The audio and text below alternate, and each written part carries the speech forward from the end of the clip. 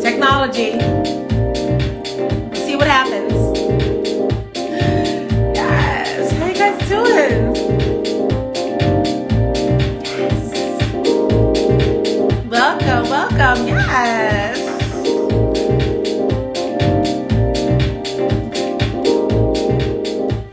Yes. Happy Friday. Let some more folks come in the room. Let's see how we're doing.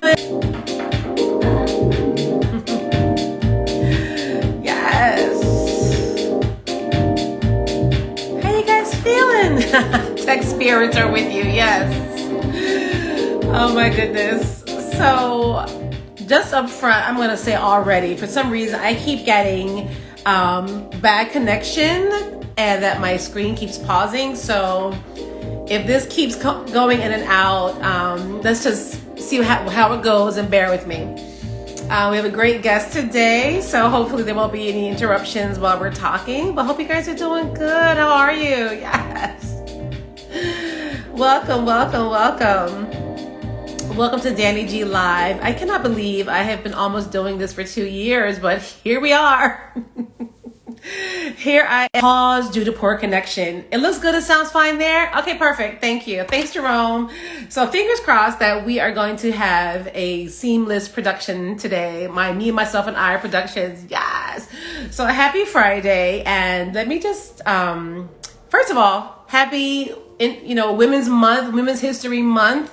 And of course, just like with Black History Month, we're women 365 days of the year, if we, identify as, and I'm happy to have my first guest be Shay Leonia today for this because, the little bit that we have talked and I know about her, she is a warrior and a survivor, and it is just perfect to kick off Women's History Month dannIGeeLive with Ms. Shay Leonia. But also just, I woke up with the news today, and I never, want to be too sad and political, but obviously we know what's going on the other side of the world. So our prayers up to everyone in these challenging times in these countries, in these war-torn areas, beyond Ukraine. But just prayers up to everyone struggling and fighting and battling, and refugees and being, taken from their homes or have to leave their homes. I can't even imagine what that feels like. So prayers up for everyone around the world. But also woke up with the news that the one officer that was charged in the Breonna Taylor case was case dismissed, not guilty, no charge. I don't even know what to say about that. The one officer that was charged, and his charges actually were just, I think, reckless endangerment because his bullets went flying into the apartment next door, and not any of the officers that were actually charged with the bullets that landed in Breonna's body. So I just, I'm trying to stay in the place of love and light and happiness, but, some days it's really hard when you don't feel like there's any level of justice that needs to be taken for cases like these. So prayers up to Breonna Taylor's loved ones and families, and the fight continues. So I just wanted to say that. But I have been running around, but I just want to say happy Friday because today, at this moment right now, as of right now, I am on vacation. Okay, I am on vacation for a week. As you guys know, I work with we are in the thick of locking in the entire summer season. We are going back full force.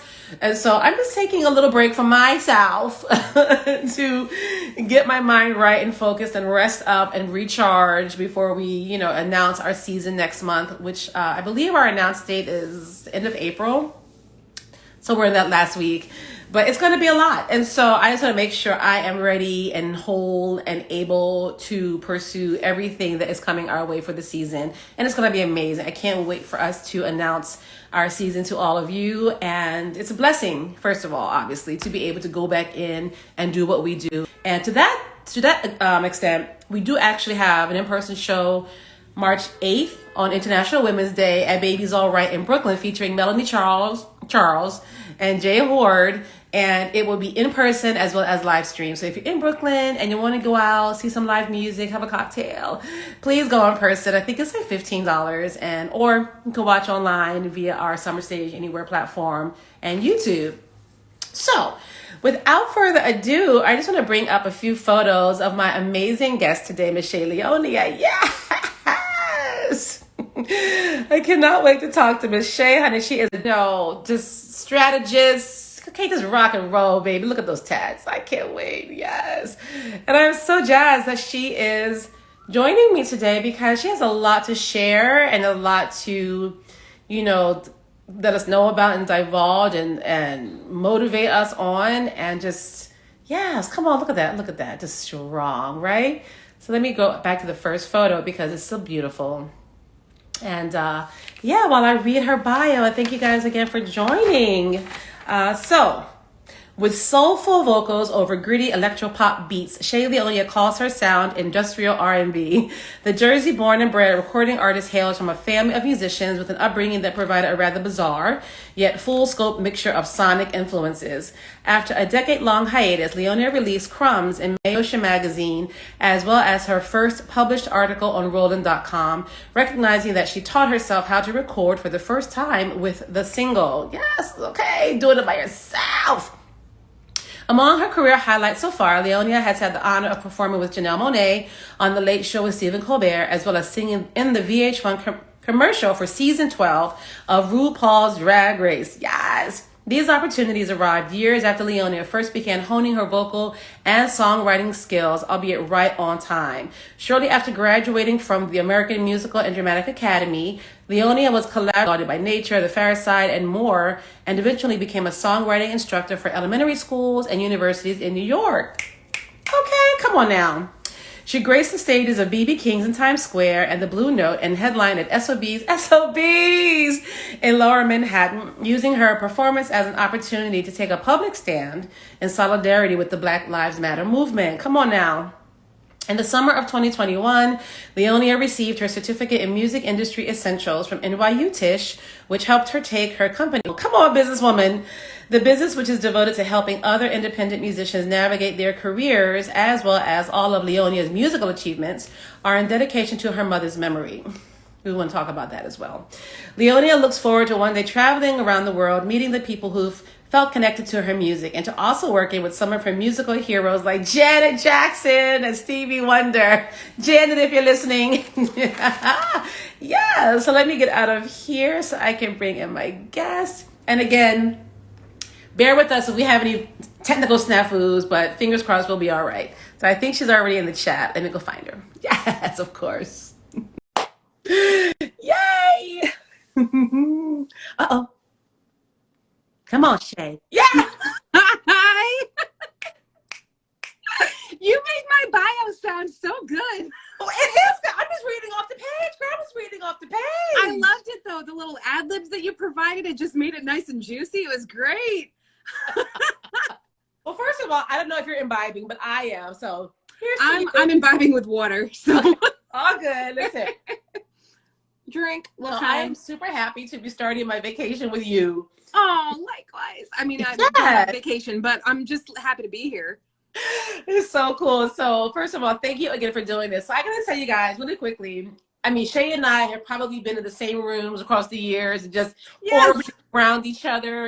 I've known of her. We follow each other on social media, but never ever I don't think we've ever really met or sat and talked ever. Yeah, we've just done the hey, and then that's pretty much it. But I've just admired you from afar for the most part. Thank you. So I do love social media. I love being on it, and every so often, I'll throw out a little call out to see if anybody can help me figure something out. And so people have been telling me, oh, you should get on TikTok, and this is the next thing, and I'm like, one more thing to follow and make sure I'm on. Right. So I put a little post on Facebook. I think it was Facebook, right? And I said, hey, to Facebook or not to to TikTok or not to TikTok or something I wrote. And Shay was like, she inboxed me, DM'd me. She was like, listen, if you need some help, figuring it out, let me know. I can, we could talk about it, I was like, you know what? Why not? And so she sends me all professional, right? What was it? What was it? The Teams? Your meetings? I think it was a Zoom. It was a Calendly link through Zoom. It's all automation. We love automation. Okay, Miss Thing sends me a Calendly link to put myself on her calendar. I was like, oh, Miss Thing is not playing. She can organize. She's got her thing. So I set myself up on her, and we did a half an hour. And it was so awesome. And she, you know, just schooled me on just like methodology of TikTok and like ways, and even wait, kids, even followed up with an email about just like, you know, format and you know, frequency of posting and how to get into the mix. I mean, it was fabulous. So if you're watching and you're an independent musician or artist of any level or any type, check her out. Listen, go to her website. Her website is in the link tree in my bio. Hit her up because the advice has been amazing. So I'm just saying. I'm so glad. And I've been seeing you posting and I'm like, oh my gosh, this is amazing. Because it's really just like, you're making it sound like I was giving you the advice, but really it was just that I was sharing my fantasy that I have for you being on TikTok. Because there are so many people that I know that I'm like, man, they would be killing it on TikTok. And you were definitely one of them. But I just have to wait for people to be ready to hop on because it's become my favorite place to be in social media land. They're so fun. You know, I have been having fun with it. And I used it last month, as you saw. We talked back, and I guess it was January. Yeah. And doing the Black History Month daily sort of like this person. And so I've been having a lot of fun with those and sort of practicing my voiceover skills. And now we're Women's History Month. So it's been fun because I do love creating, and it does allow me to use the other side of my brain, which is awesome. But this is about me. This is your moment. And first of all, tell us where you are and how you are. I am currently right outside of Philadelphia, which a lot of people don't know. So send me gigs still. I can drive there. I am, and as far as how I am, I'm hanging in there. I'm, you know, managing every day as it comes.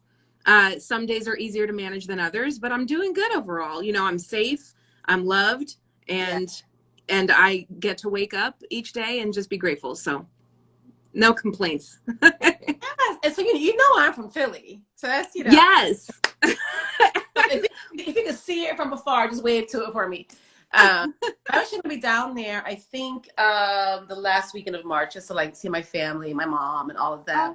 Oh, can we leave? Yeah, it is good to hear you're okay. And I mean, you sent me definitely things that we can touch on in this conversation, which I thought was so perfect to kick off this month with, because I am all about empowerment and, you know, not just surviving, but thriving. And you know, we've both been through some things. You clearly have been through some really dramatic, you know, incidents in your life.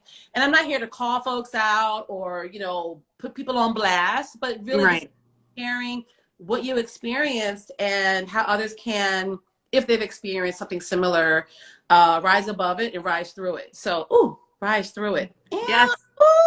Come on. We're coming up with t-shirts on this conversation and everything. Yeah. So first of all, before we get into that part of the conversation, though, I don't know if I knew this or maybe just forgot it. You used to be a dancer. First of all, you're still a dancer. You're still. Yeah, I was about to correct you. Yeah, once a dancer, always a dancer. That's actually how I got into AMDA on scholarship. Was my dance audition. Okay. So yeah, dancer through and through. Where did you start? Where did you train? I grew up training at a small dance school called Sandra School of Dance in Emerson, New Jersey. Come on. It was so family oriented, and they did not do competitions. It was just my family. It was my home away from home. And then it eventually closed down and turned into like a Kukin Brothers, you know, wood store or some crap. And then I just started taking classes at Broadway Dance Center as often as I could. So, And so you were taking everything, ballet, jazz, hip hop, whatever. Yeah. The school I grew up in didn't have hip hop, thank God, because I think it would have probably been like those hilarious videos you see from the 80s, like that's what makes it hip hop. So I'm glad I didn't learn hip hop there, but I did learn hip hop with, I believe her name was Beverly Brown. Yes, at BDC. Beverly. Yes. Oh, Beverly, honey. And Eric Jenkins, who actually messaged me this morning. Bizarrely, he just ran into my brother somehow. So like, but yeah, I had always had dreams of like taking classes with Luam, and I absolutely adore Broadway Dance Center. Yeah. Love it. That's the spot. That's the spot. Yeah.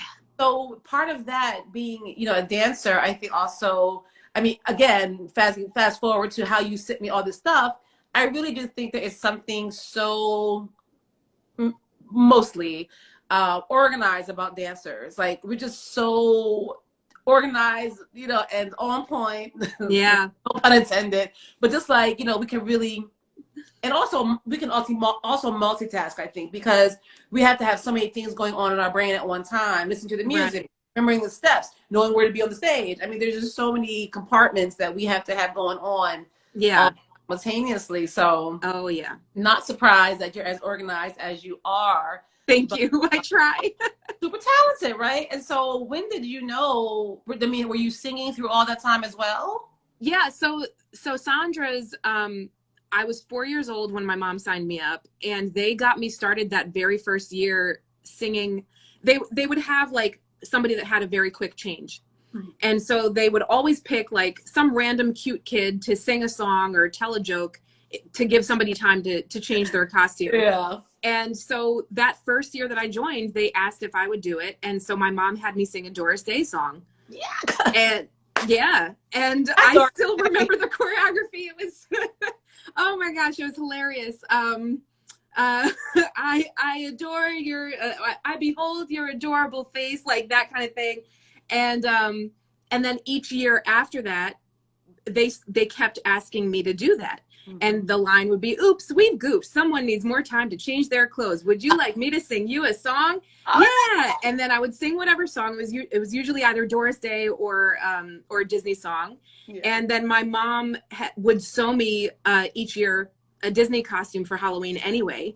So it became this huge like thing. It was like a part of the dance recital was, oh my gosh, what is she going to be wearing this year and what is she going to sing? So it was just tradition after a while. I love that. But yeah, I grew up with musicians, so I was always singing in the car with my mom or like singing around the house or dancing, but never really thought I was any good at it. I was just like, oh, I'm, fortunate for everyone else, I can recognize pitch, but I didn't take it seriously until I was around like 18 or so. So who were the other musicians in your family? My father, my brother, and my sister. Were they and my mom joked that she played the radio. Right. And were they instrumentalists or also vocalists? Yeah. So my father and my brother were trumpet players, both professional jazz trumpet players, and they would actually battle in the living room. There were even like, there were stains on the old carpet we had from their spit valves, disgusting men. And then my sister played flute, but then also learned trumpet. So it was all of us played trumpet. I even played trumpet for a while. You couldn't get away from the trumpets in our house. I actually, when I was in second grade, there was this organization that came to my elementary school, and they gave out, they were giving out instruments to see what we would take to. And I remember for whatever reason, I wanted to play the violin. I just love that sound. So I had my little violin lessons going for a minute. But then I got a hamster. Oh, and then it was a wrap. I didn't want to practice anymore because now thinking back, I wish I would have taken it more seriously and continued, but all good. You could have been playing violin to the hamster, Okay, right. Right now with my violin. I don't blame you though. Hamsters, they're like that, they just. I'm actually, a side note, I've been really craving getting a pet just because I just love, I have so much love in my heart, and children, well, I could adopt, but children aren't going to happen for me, naturally. We're all good. I'm good with that. Yeah.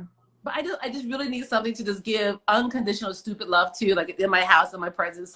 But something that's manageable, like a hamster. Yeah.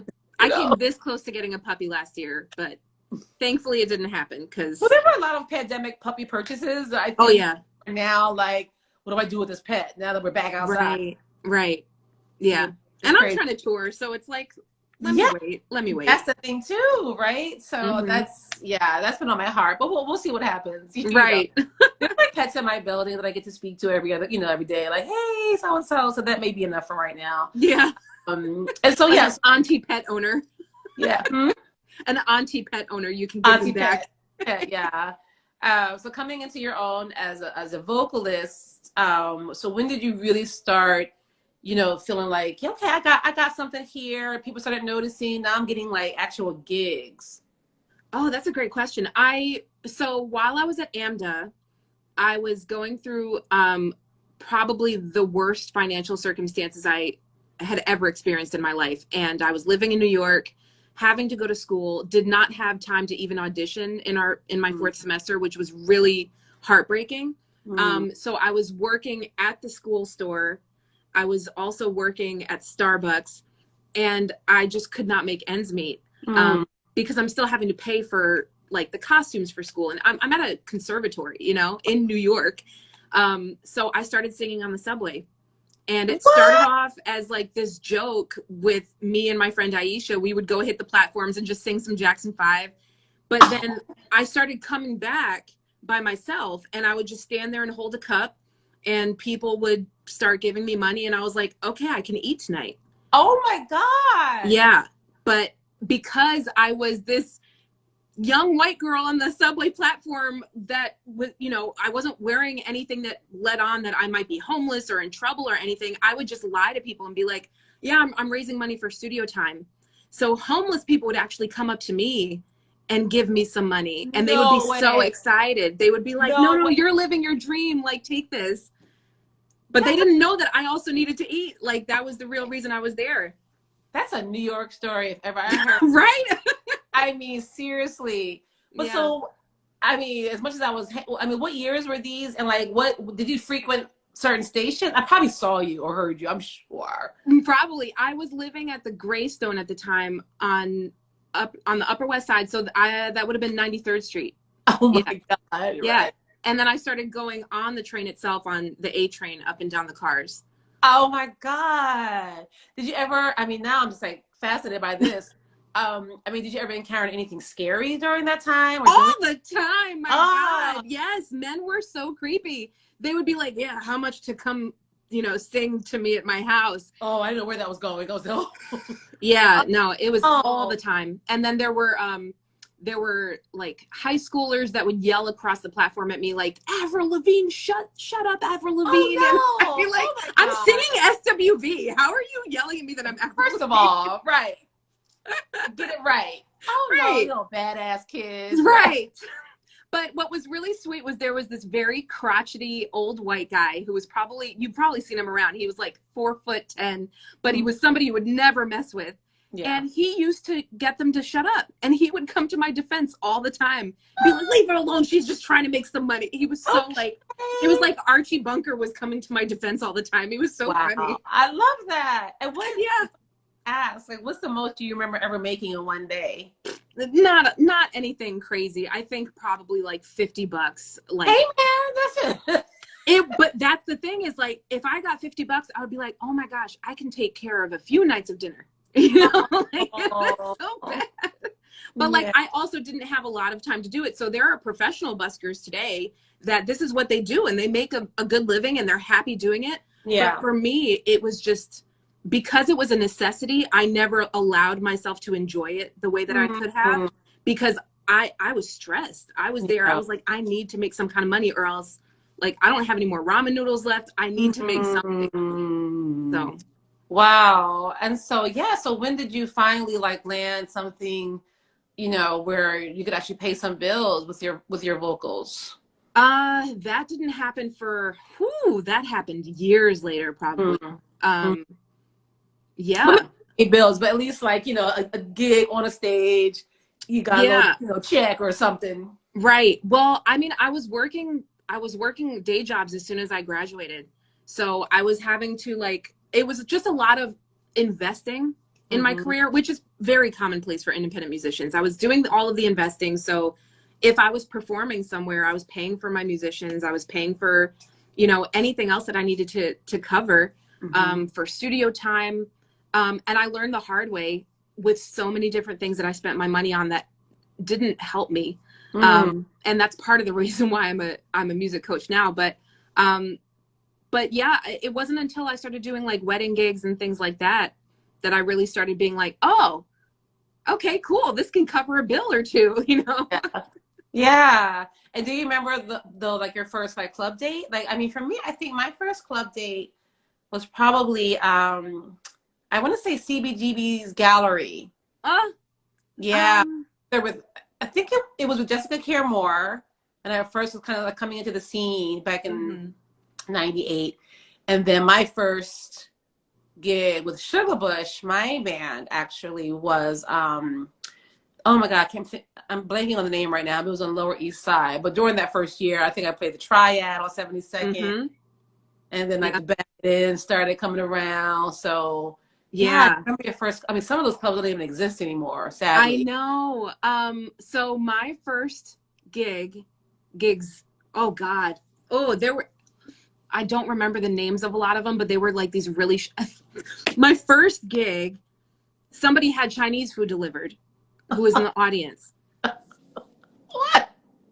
We're literally on stage No? performing and someone's Chinese food is arriving at the door. Oh God. So the way that I started with most of the gigs that I would do was I was a sucker for the showcases. Those exploitative showcases that they're constantly doing to take advantage of new independent musicians. Now, the good news is that I never paid to be a part of them. They would always ask me like, hey, you can perform one song in front of a Sony A&R for $300. Yeah. And I would be like, well, I don't have $300. They'd be like, all right, fine. We'll just try to bring some people. So I would do these performances, but I would see how shady they were. It wasn't until super shady. And it wasn't until actually, and there was another one where on the flyer it said invited guests at the bottom, and it said like Prodigy from Mobb Deep and a few other big names. And that's how I learned about the language invited guests. That was interesting. But yeah, it wasn't until years later, once I like started to get a stronger sense of the bullshit, that I was able to be like, okay, I can actually book myself at Rockwood and at Bitter End and all these other dope places, Shrine, and and I won't be taken advantage of. Cool. And I get a full hour. Yeah. Let's do that. Yeah. And, you know, I mean, I don't know if they're still doing that, but I mean, I guess because we've been in a pandemic, I haven't really noticed, but do people still have these kinds of showcases happening? Is it still a thing? All the time. There are businesses. They're a lucrative business to take advantage of new artists. It's awful. It's so awful because brand new artists, they think that they don't have leverage because they don't have a draw yet. And I'm trying to spread the awareness, like you still have leverage. You do not have to do this crap paying $300. Yeah, if you're booking yourself, people think they can take advantage as well. So you know what I used to do, honestly? When I first started like really trying to get gigs, I made up a booking agent. Like, so I used my middle name, which is actually Leona. Yep. Leona was my booking agent, and I had like a Sugar Bush email or something. And I was like, my booking agent manager, Leona, will be in touch. Yeah. Because if you fake the funk of being professional, nobody's going to ask you what your draw is. I haven't been asked about my draw in years, and it's because I come correct with everything that I know they're going to ask me already. Yes. Power moves. Yeah, it's so tricky. It's so tricky out here in these streets. And even, you know, as I want to talk about, you know, what you've experienced, and then, you know, women, maybe young men as well, you know, those treacherous waters of I'll help you get A, B, and C gig if you do, you know, D, E, and F for me. And, you know, I luckily had the wherewithal to say, yeah, I'm good. Nah, you know, and maybe that's not to my career. I don't know. But I stayed off the couch, you know what I'm saying? So, I mean, so you're singing around the city, you're singing backgrounds for folks, and you're going into the studio with people. And so if you, however comfortable, whatever much you want to share, I know you've been very public about what's happened with you, but your experience with, you know, assault, I mean, it's call it what it is, right? Yeah. You know, and what that experience was for you. Yeah. So I wish I could say that I've only experienced it once, but unfortunately, I've been caught out there quite a few times. And so the first time, I think I had gone to Spotlight Live. I remember that. Yeah. Spotlight Live used to have some shows with some heavy hitters. And so the first time I went, I was all about seeing Marsha Ambrosius. I was like, oh my God, I get to see her. I went, there were no issues.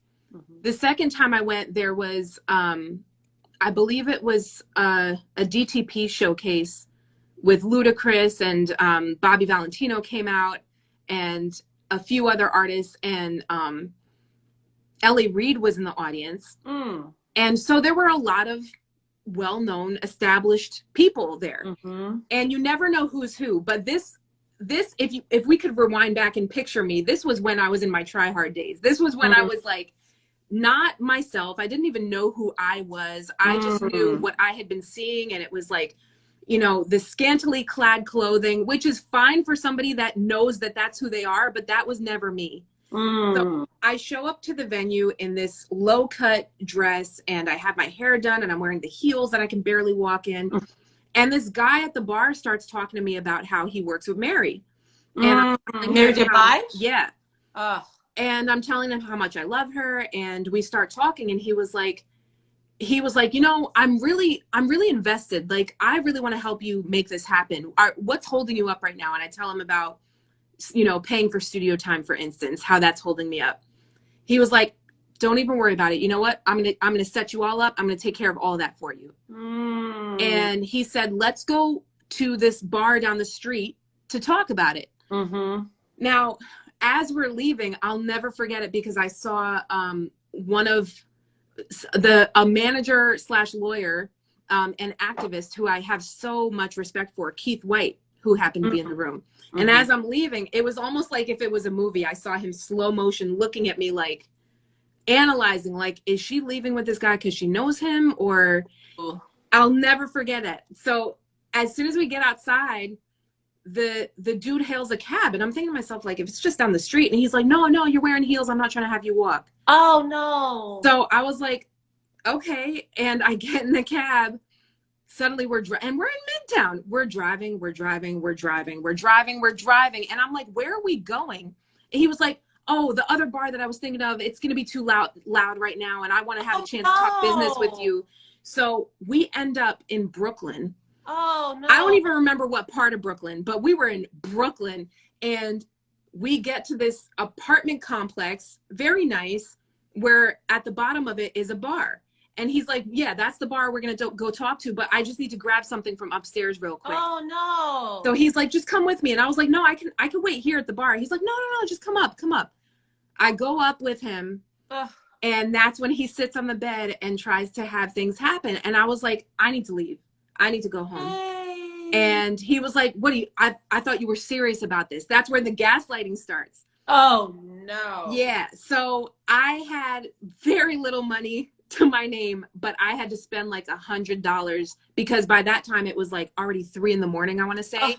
And so there was no more buses running back to Jersey, and I had to pay for a cab. This was before Uber too. So I had to pay for a cab to go all the way from Brooklyn to Jersey. And that was the first time that happened. And the next time, got there without anything. Yeah. Fortunately, nothing happened, but it came super close to it. Yeah. And how old are you at this point? Not that it matters, honestly. I must have been women too. I must have been around 21, 22. Oh, you're a baby. Yeah. And so I remember the next time I went to Spotlight Live was the last time I went, because online, a few women ahead of me was this Hispanic girl, very pretty, on her phone, you know, laughing, giggling, all excited to go in and see whoever the performers were that night. I think it was Lil' Kim. And we get in. I was with a friend. The friend and I, we were looking around. We were like, this is kind of lame. Like, let's head out. The next day, we find out she was murdered by a barback for refusing his advances. No. He took her up to the roof and murdered her. Oh. And I was like, you know what? I'm done with Spotlight Live. I'm cool with this. Like, something's got to give. Yeah. So the next time that I was really in danger and something did happen, unfortunately, this was probably all around the same time. I had MySpace. Friends had been encouraging me to start a MySpace music page, which was a huge deal for me. And I put up one song, and I was like trying to connect with different MCs and like in hip hop, because I had this idea, like, I'm not good enough to be in the R&B scene yet because they're beasts. So I'm just going to make myself the solo singer. amongst a crowd of hip hop artists. Mm-hmm. So I started reaching out to like people like Pharoah Monch, who was amazing. He's amazing to this day. I love him so much. He's so cool. Yeah. Yes. Pharcyde, Do It All from Lords of the Underground, like so many amazing, amazing men, Elda Sensei. And one of the people that I came across was working on an album. He was signed to Atlantic, and he hits me up and he messages me back, and he was like, yo, that song that you have on your page is really, really good. And I was like, what? I had zero confidence in myself. He was like, and mind you, this was like at midnight. I'm just up on my computer. Right. And he was like, I was like, yeah, I heard you have an album that you're working on. When is that coming out? And he was like, I'm still waiting on some technical stuff, but you can come through and listen to it if you want. And I start freaking out. I was like, oh my God, this big celebrity at the time, he wants me to come through and listen to this album. What is life? And at the time, I was reading this blog from Claude Kelly, who is a very popular songwriter and artist now with Louis York. And his blog was always, he was always talking about be ready to go anywhere at any time, no matter what, because you never know where the next big opportunity is going to come from. So with that in my mind, I send the address of the celebrity to a friend thinking I'm doing something, being safe. And I hit the road and I drive across state lines to go see him. And we meet, everything seems normal. He has a cardboard cutout of himself in his living room. Oh my God. Yeah. We go upstairs to his studio area.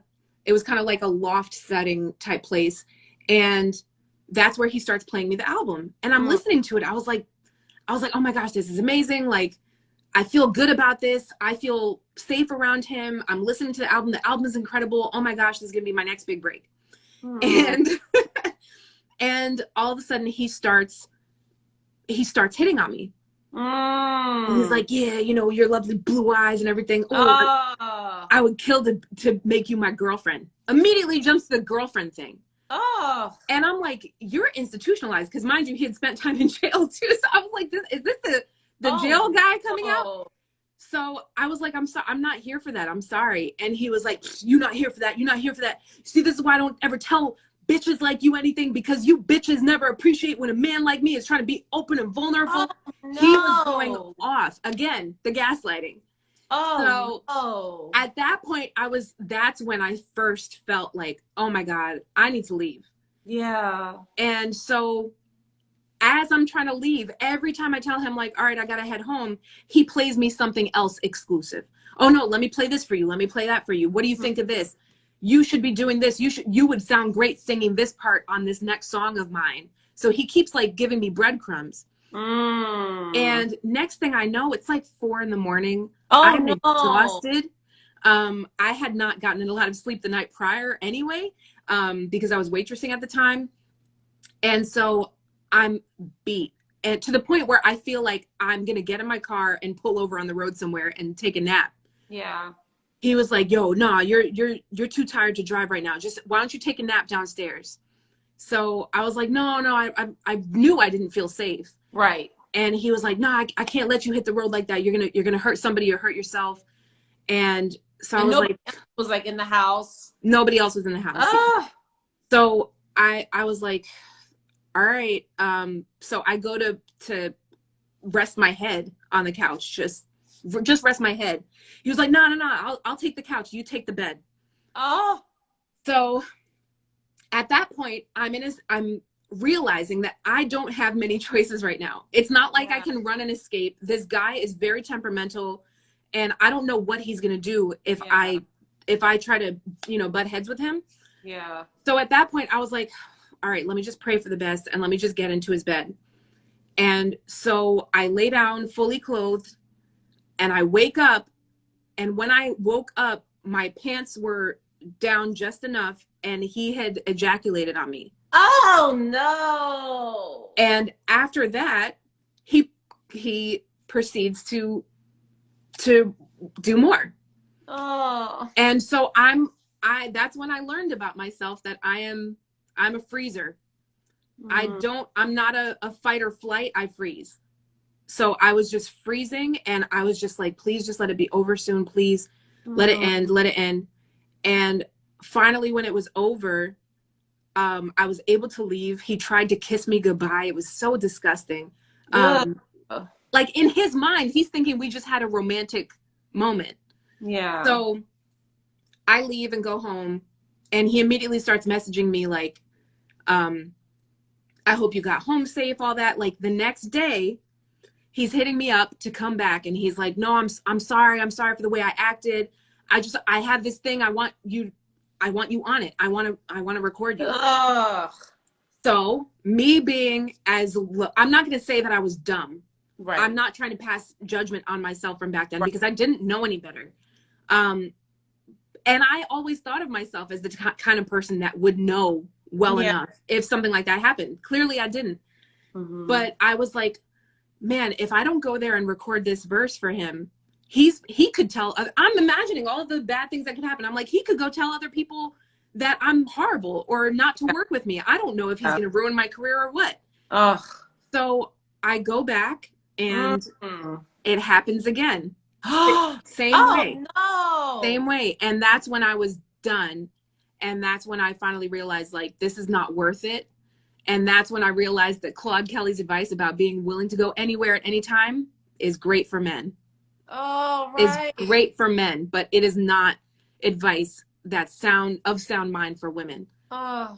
So years later, I've never spoken up about what his name is, but I ended up publishing an article on Medium in 2015, right, like literally days before the Me Too movement picked up steam again. And I saw that article. Yeah, a lot of people saw it. I was really surprised. And so Complex reached out to me, Vibe reached out to me, The Source reached out to me.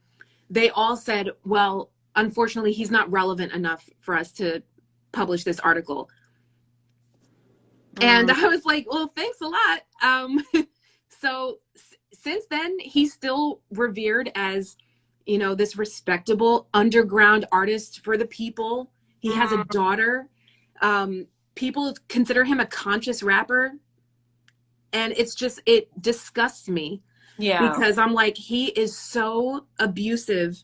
And he apparently has assaulted numerous women. What? Numerous women. Like when I published my article, other people were sending me articles that they were finding on the internet about him as well, saying this is who assaulted me. So I can't recall, but did you name him then? Are you purposely not saying his name now? I'm purposely not saying his name because as much as I would love to, I am not equipped with the resources to be able to financially and legally defend myself should he take action. And that's the scary part, because when Nelly's accuser came forward, his lawyer ripped her to shreds. And all she wanted to do was go to college, have a normal life, but she did want justice. Yeah. The justice was thrown out the window after that because everybody was like, and everybody, I remember the days leading up to her announcing that he had assaulted her. There were videos being posted of him acting weird and creepy to women in the audience at his shows. But nothing was ever done about it. And so like, and that's Nelly, you know, my rapper, thank God he dropped the album finally, but by then nobody cared about him anymore. So I just haven't said anything. Yeah, I feel you on it. First of all, I don't even want to bring his name into the space anyways, because this is about your story and your survival moments, which is the bigger story for me.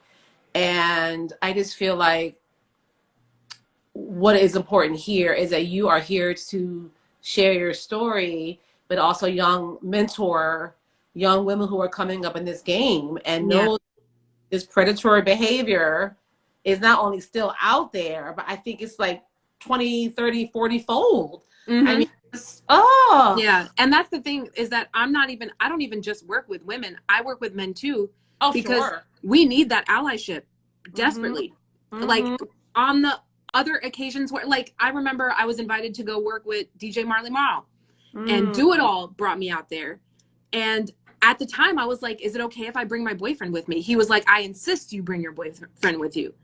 Good. He was like, I don't want you going anywhere for the first time by yourself. Don't be that person. No.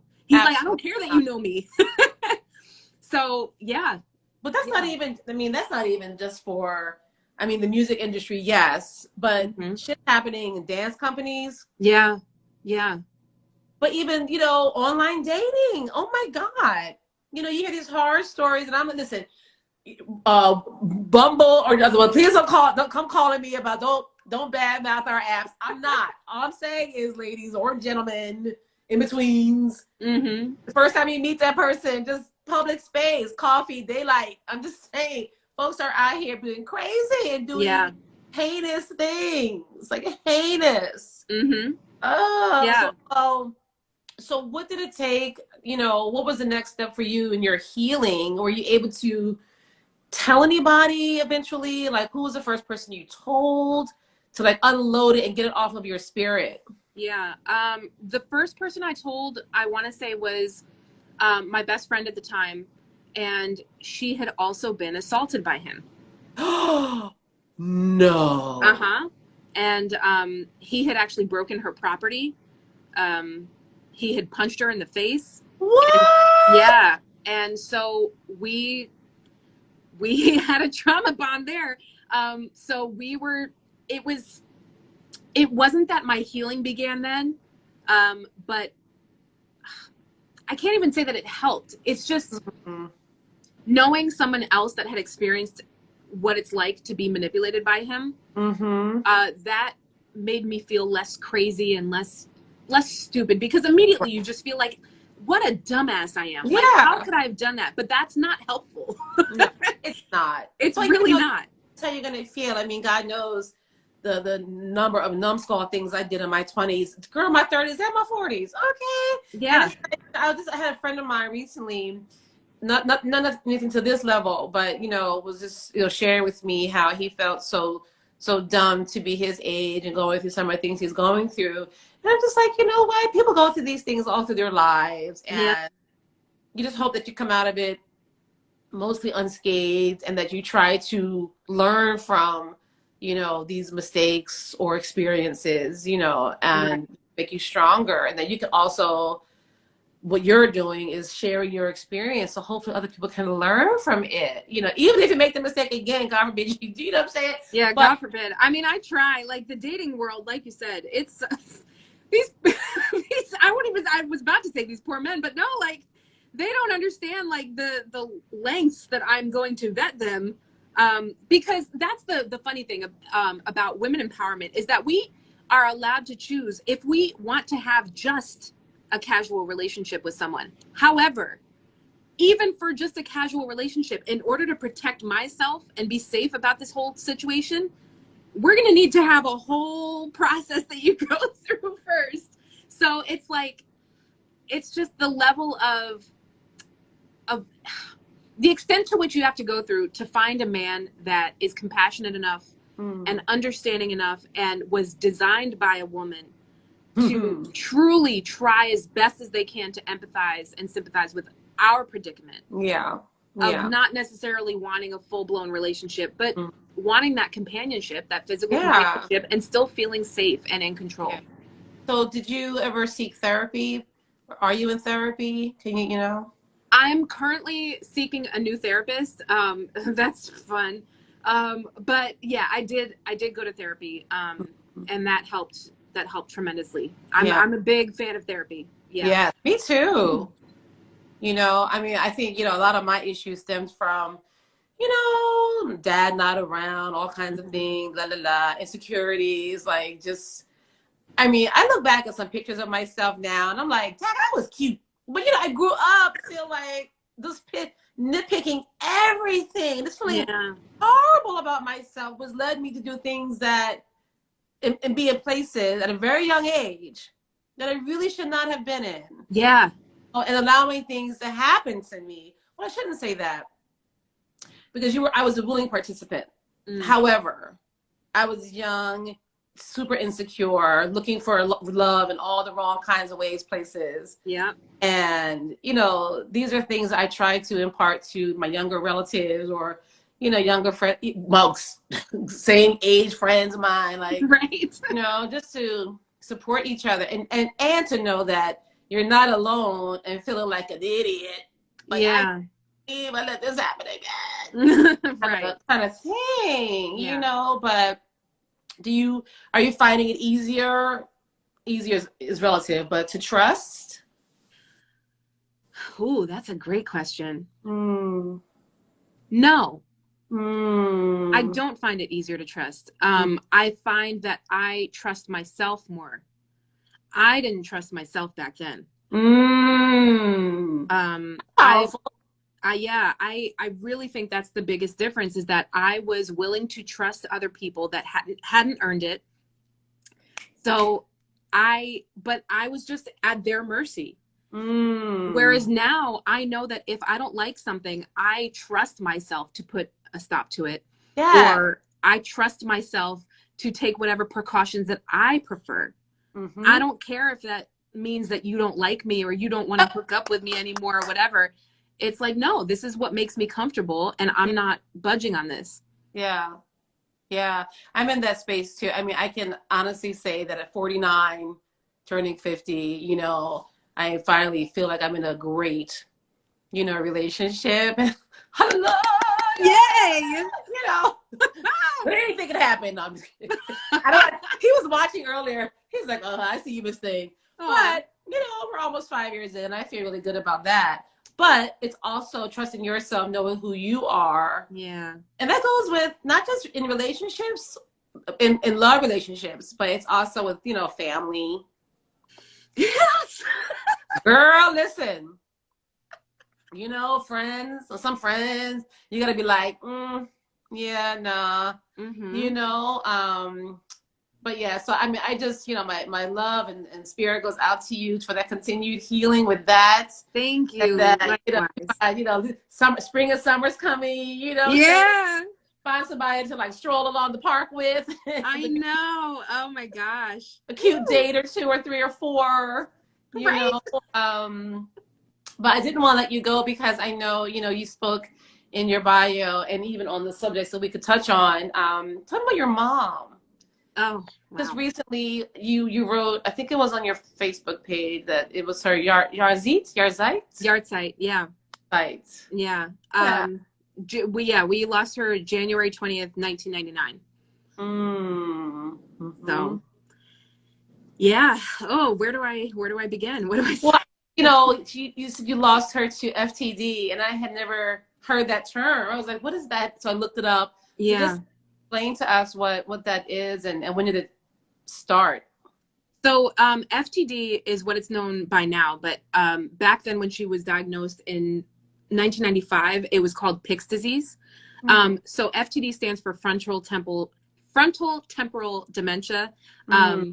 And it is the most degrading, humiliating disease that anyone could ever get. You revert back into a 2-year-old because what happens is that there's a hole in your brain that is just, your brain is just deteriorating. So it's one of the most commonly misdiagnosed illnesses out there because it's so frequently diagnosed as depression.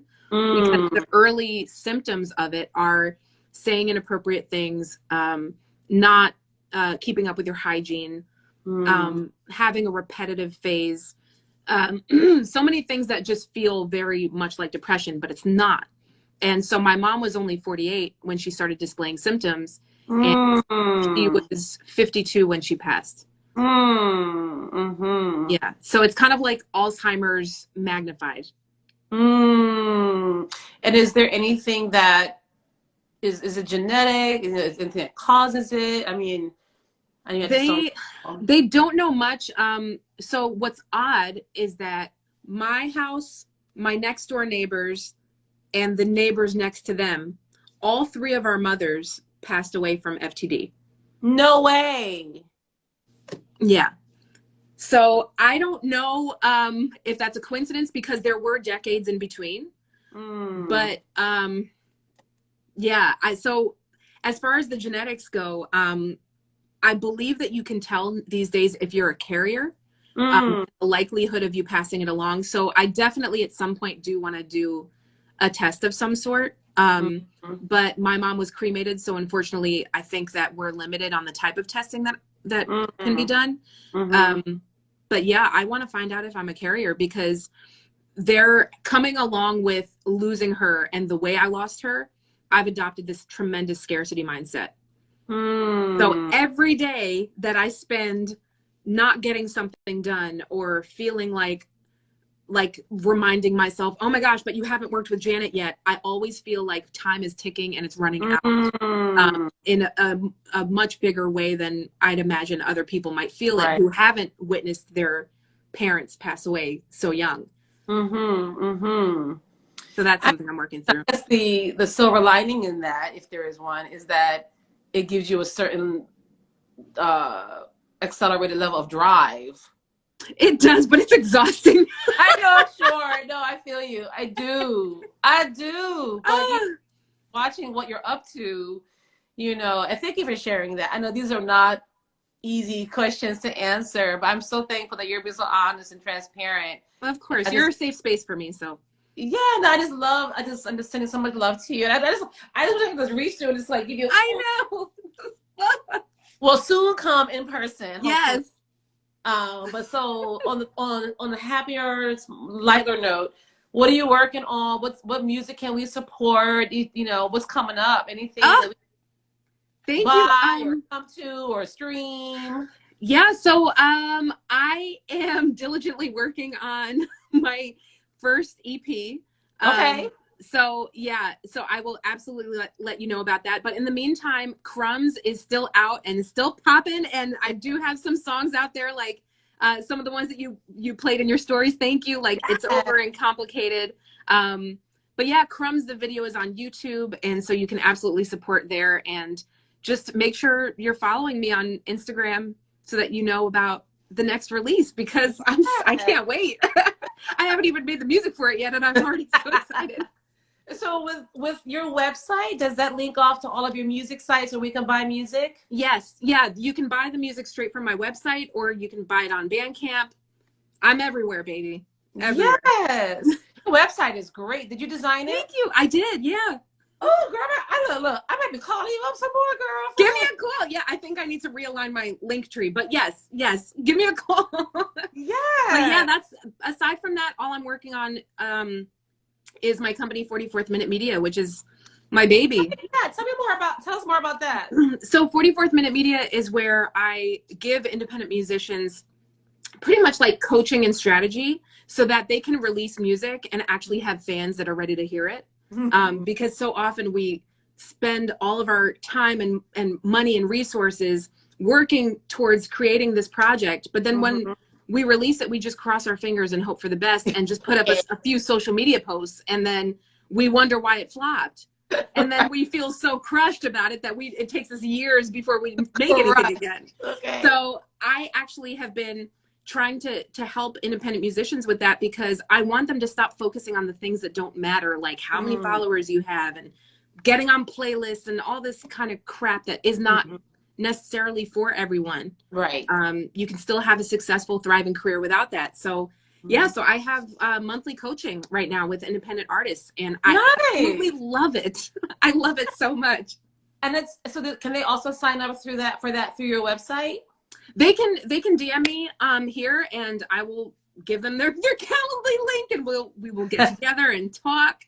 But yeah, because I want to make sure that I'm the right fit for artists. Like if you're the kind of artist that's like, no, I'm going to just spend thousands of dollars on ads, I'm like, I'm probably not the one for you. But you're right. But if you want to build an organic following and a strong relationship with your fans, that's me.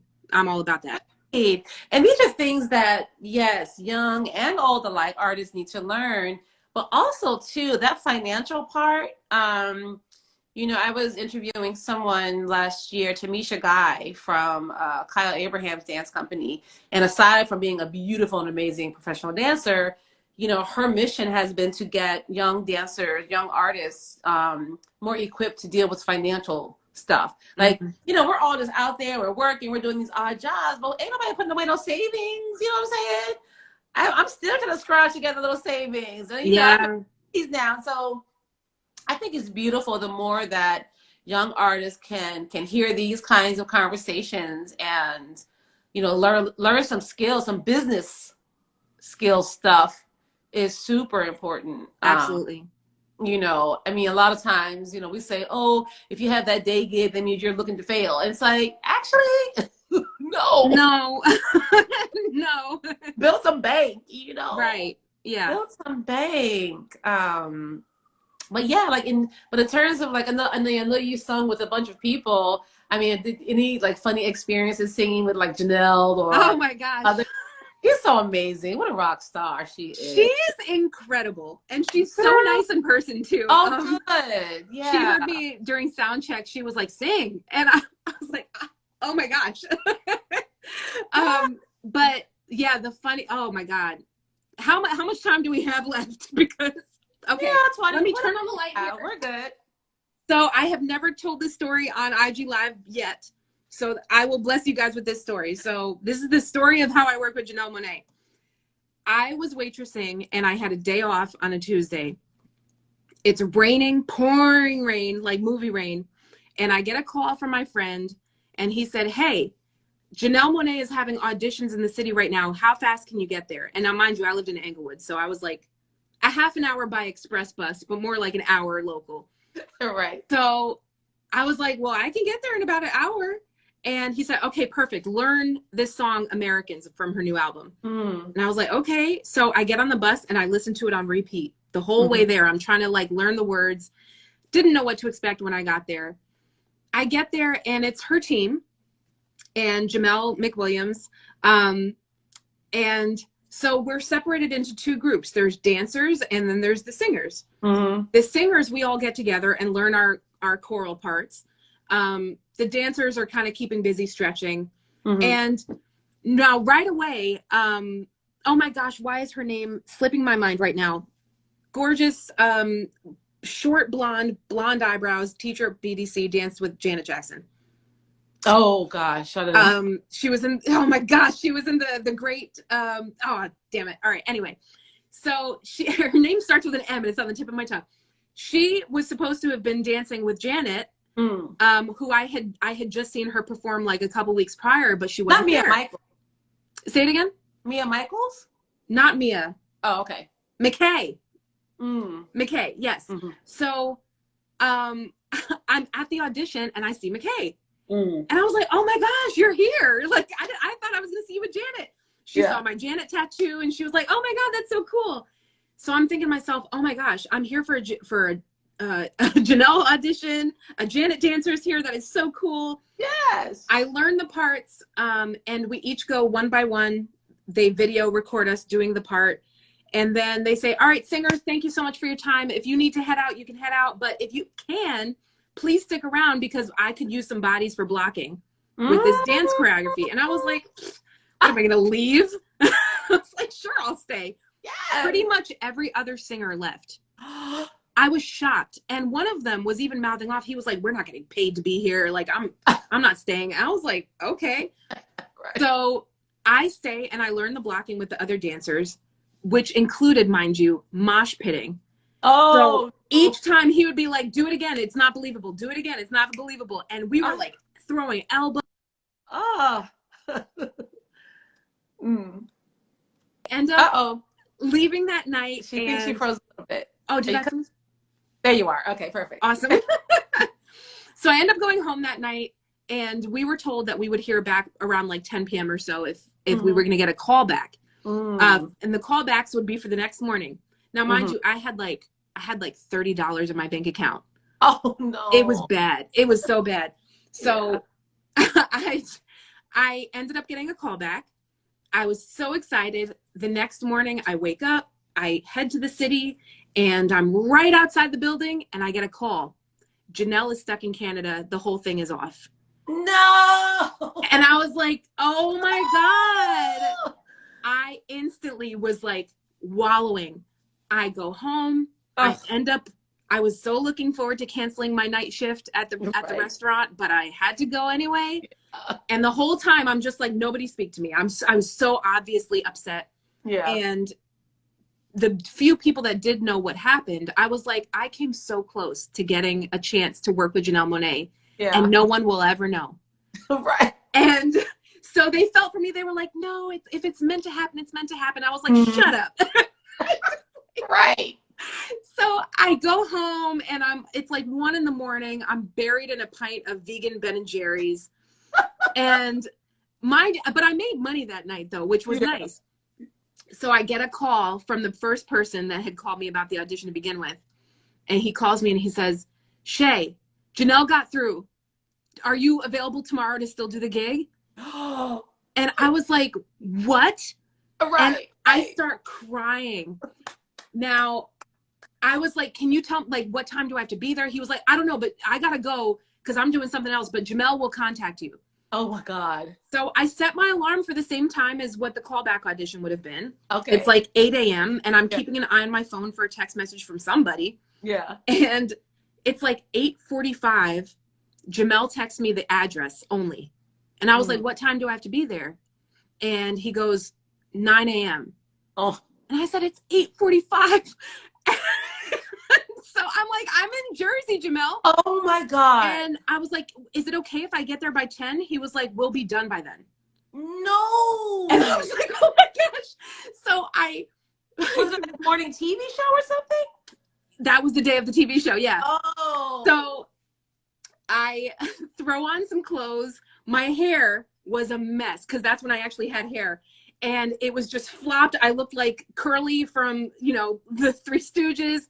I run to the corner where the bus stop was. Thank God an express bus was there. Oh my God. So I hop on the 166X and I get to Port Authority. I run to the studio there where they were rehearsing. And it's pretty much me and like maybe 3 other people that were at that original audition. Oh my God. They've added MJ Rodriguez from Pose. They've added my friend Marcus, who was the principal dancer for Janet's video Made for Now. And he was also in the Billboard show. And it's just like all of these brand new people, and we're all marking the choreography and teaching Janelle Monáe's actual dancers the routine. And I'm like, oh my gosh, this is amazing, but I have no makeup on. I look crazy. And they're like, all right, we're going to head over to the Ed Sullivan Theater now. Let's load up into the cabs. And I was like, so I get in the cab with MJ and like and McKay. And I was like, oh my God, MJ is here. And so we get to the Ed Sullivan Theater and I'm drenched in sweat. It's summer. Right. It's July in New York. Oh. And so my flannel that I'm wearing is just soaked. And we get into the theater and it's freezing cold. So my flannel almost like stiffens up from being just soaking wet with sweat. And all of a sudden McKay is like, oh God, I'm so cold. So I'm thinking like, it's a no-brainer. Offer her my flannel that I'm not using. And in slow motion, I was like, no, it's disgustingly soaked with sweat. Right. What are you doing? But it was too late. And so she like touches it and she was like, thanks. Right. And she was like, you know what? I don't need it. Right. Thanks, girl. So we go over the routine with the staging and Janelle shows up. And I was just like, oh my God. So we're going through it a bunch of times. She learns all of the choreo on the spot. I was just blown away. And so I'm thinking to myself like, okay, at some point there's going to be hair and makeup. Don't worry. There's going to be hair and makeup. You'll be fine. Oh, no. After we finish marking everything, Jamel sends us to the green room and he's like, okay, guys, you have until 5:30 if you want to have dinner, take a nap, rest up, whatever you want to do. But yeah, be back here by 5:30, ready to go. And yeah, there's no hair and makeup. Oh, God. So I was like, okay. I take a look at my bank account, because I had deposited money from the shift that I had worked the night before. And I was like, oh my God, I have just enough money. He made a comment about my shirt. He wanted me to wear a different shirt. I run out to Columbus Circle and I just do like Tasmanian devil style. I stop at Sephora. I have somebody put on my makeup. I have to buy something. That's a great idea. Yeah. So like you have to buy something in order for them to put on your makeup. So I had to buy something that I planned on returning later. That was like $50 right there. Oh. As soon as I leave from there, I go and I hit up H&M, buy a new shirt, buy some accessories because I had no necklace, earrings, nothing funky on me. So that was like another $25. Then I go around the corner, hit up a barber shop. I was like, please, you got to clean me up. Does a quick buzz. Then I go to CVS in the corner and I get some Mega Hold hairspray. That was $20. Oh. The cha-ching, cha-ching, cha-ching, left and right. I get back to the studio and I finally look like I'm ready for TV. Yes. And suddenly someone comes upstairs and they're like, hey, we actually do have hair and makeup available if you want. Girl. So I was like, okay, let me go. No. So they do this like whole pompadour thing with my hair. And I was just living in the experience. And then we did the number a couple times. The version that aired was the second run through. Mm-hmm. The first run through, we actually got a standing ovation. But what was so powerful about that whole experience, which was over in a second, mind you, was that had Janelle made it through Canada without any problems, I would not have worked that night shift waitressing to make enough money to pay for all the things that I needed the next day. Right. So from then on, I have never once questioned the timeline of anything because I'm just like, this is how it's supposed to happen. Oh my God. At least tell me you made the money back or that you broke even. Yeah, like I worked a double that weekend, but that was the funny part was that I was waitressing while I was watching myself on TV. Oh my God. And my phone was blowing up and everybody's like, oh my God, are you on TV? Is that you with Janelle Monáe? Oh my God, oh my God. Can you send me a link to that? Is it on YouTube? It is on YouTube, yeah. Yeah, I'll send you. Send me the link so I can share it. Absolutely, yes. You're right. I've learned also in my years and my wisdom that in hindsight, like, wow, yeah, that was the time it was supposed to be, whatever that thing was, and I was so mad about, and it ended up actually being amazing, perfect end result. But yeah, that's insane. I mean, but yeah, I'm so glad. Like, she's played Summer Stage. She played it once, I think, early in my time at Summer Stage. Like, she opened for somebody, got paid like less than $1,000 or whatever it was, just to, like, right. Then she comes back years later. She's like headlining our gala. I just got chills. Yeah, diva, and I didn't get to meet her backstage, but all the production staff said she was really nice. She's so sweet. So sweet. Yeah. I'm not that person that will try to get backstage and get all the pictures with everybody. I mean, it's just kind of like, it's all good. But, it's a strange world that we live in with being so adjacent to people that actually have, celebrity and on that sort of like massive, weird way. Like, even working with Gloria Gaynor in those years, not so much in the States, but during the times I would go overseas with her, especially like to Spain and Italy. I mean, icon status. We'd be in the tour van, and people will be pushing the van, and as much as I have craved fame over the years, I admit it. I'm like, but do I really want all of that? Just everything else that comes with it, just the ease of life and access and just, security for myself and my family, is really what I want. But, it's just this business. Oh my God. It's insane. I just keep hoping like that everything will work out for me to get to work with Janet, because that is my biggest thing. Like, I'm going to tag Janet Jackson in this. Of course you watched her Lifetime. I did, and I was crying. I had a moment, Danny. Oh, because at the end of it, spoiler alert for anybody who didn't see it. You should have watched it though. So tough. At the end of it, she talks about how she just wants to be a mom, and it was very much in the vein of like, this is going to be my last album maybe, or this might be my last tour. And I started sobbing because I was like, so selfish. I was like, she has every right to want to be a mom right now and just live. But I want to work with her. But I am just trying to trust that I don't know the capacity with which I'll be working with her. Yes. So who knows? She might end up starting that Rhythm Nation label. I mean, like, I have no idea. I just know that I am dying for it to happen. We're claiming it. I mean, I had two experiences of that. One was as a dancer. I had always dreamed of dancing with for and with Alvin Ailey. And, you know, he passed away 2 years before I could get there. I did get to meet him once, which was beautiful and super intimidating because I was such like a, but, you know, next best thing was, of course, his muse, Miss Judith Jamison. But it was definitely devastating to hear of his passing before I could even get there. And the second for me has always been Tina Turner. I have always wanted to sing with Tina Turner. And, you know, now she's in her huge chalet in Switzerland and, you know, probably never coming back to the States or touring again. So I was like, who could blame her?